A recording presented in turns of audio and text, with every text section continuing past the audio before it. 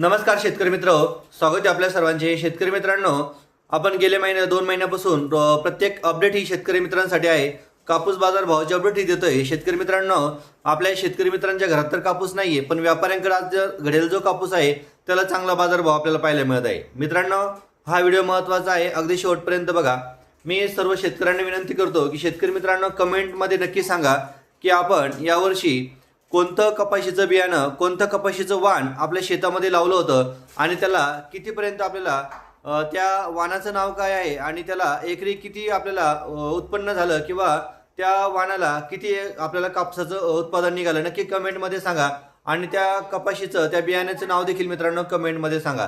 तर मित्रांनो, जाणून घेऊयात आपण की आपल्या सध्या कापसाला काय मिळतोय बाजारभाव। अमरावतीमध्ये 8,300, सावनेरमध्ये 8,000 रुपये, राळेगावमध्ये 8,450 रुपये, तर उमरेडमध्ये 8,320 रुपये प्रति क्विंटल कापसाला बाजारभाव मिळालेला आहे। देऊळगाव राज्यामध्ये 8,450 रुपये, तर वरोऱ्यामध्ये 7,950 रुपये प्रति क्विंटल। तर शेतकरी मित्रांनो, मारेगावमध्ये 8,200, काटोलमध्ये 8,050 रुपये, तर हिंगणघाटमध्ये 8,505 रुपये प्रति क्विंटल गव्हाला कापसाला बाजारभाव पाहायला मिळाला।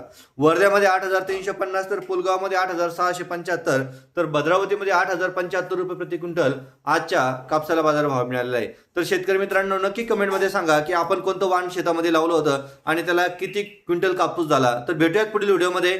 धन्यवाद।